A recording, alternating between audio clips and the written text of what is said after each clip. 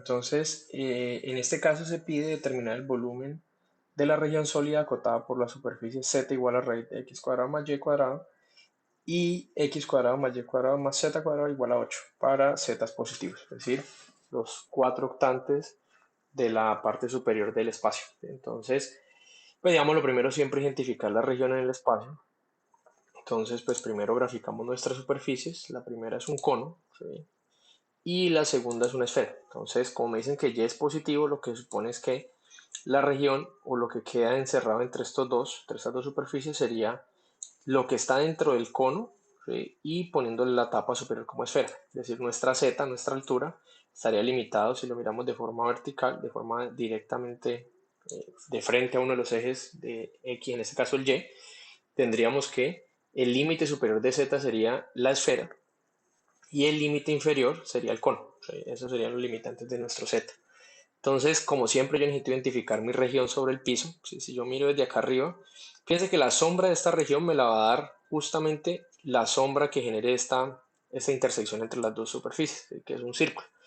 Y si yo miro justo desde arriba de frente a z, me doy cuenta que este círculo es un círculo de radio 2. ¿Sí? Fíjense que hay dos unidades acá y acá. Y eso es lo que pasa cuando yo reemplace este z aquí en ese z cuadrado. ¿Sí? Si yo quedan dos veces x cuadrado más y cuadrado, y si paso a dividir ese 2 con el 8, pues me queda que x cuadrado más y cuadrado es 4. Entonces, esa sería la ecuación de este círculo rojito acá. Que si lo llevamos, digamos, esta sería nuestra superficie, si lo llevamos al plano cartesiano, entonces tendríamos esta figura, ¿sí? Esta circunferencia de radio 2. Y de nuevo, como yo necesito expresarla, digamos, inicialmente la voy a expresar en x, y, z, coordenadas cartesianas, pues me doy cuenta que ahí la variación, si lo miro vertical, la variación de mi y, fíjense que tiene que, o está limitada por la raíz positiva del círculo despejando y la raíz o menos la raíz despejando y del círculo, ¿sí? Es decir, 4 menos x cuadrado dentro de raíz cuadrada, ¿sí? Despejando el y acá. Entonces tengo la positiva y la negativa. Entonces si yo, y bueno, y x constante entre menos 2 y 2. Entonces si yo planteo esa integral en términos de coordenadas rectangulares, pues tendríamos esto, ¿no? Entonces dijimos x, que es la última que está acá, entre menos 2 y 2, y entre menos esta raíz y la raíz positiva, recordemos que esto es los hemisferios superior e inferior del círculo o de la circunferencia.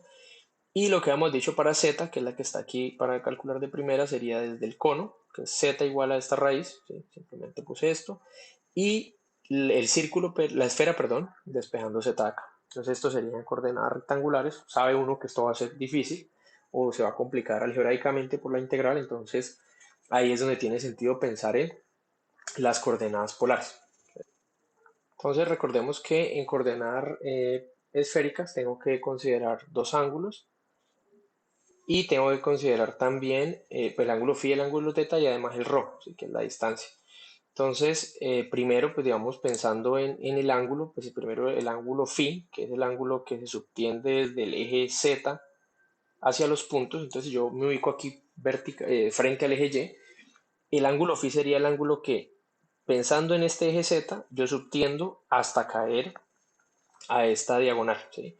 Y es una diagonal perfecta, ¿no? Recordemos que este cono de acá lo que me dice es, bueno, primero, como ya sé que el radio de esta intersección es 2, o sea que yo sé que de aquí hasta acá hay 2, ¿sí? Y también se puede mostrar con la intersección de estos dos hallando el z, es decir, reemplazando esto, o más bien reemplazando esto por otro z cuadrado, se da cuenta uno que la intersección o la altura, esta altura es 2, o lo mira acá en el plano, aquí están las dos unidades, es decir, que esto es, ambos catetos valen 2, entonces por eso este ángulo debe ser pi cuartos, sin embargo es algo que deberían demostrar, ya como algo adicional. Y si me fijo en el piso, entonces si pienso en el ángulo teta, recordemos que este ángulo teta es el ángulo polar, pues yo sé que para generar esta circunferencia completa, ¿sí? Necesito rotar mis 2 pi radianes, ¿sí? Fíjense que acá para llegar hasta este punto necesito los 2 pi, ¿sí?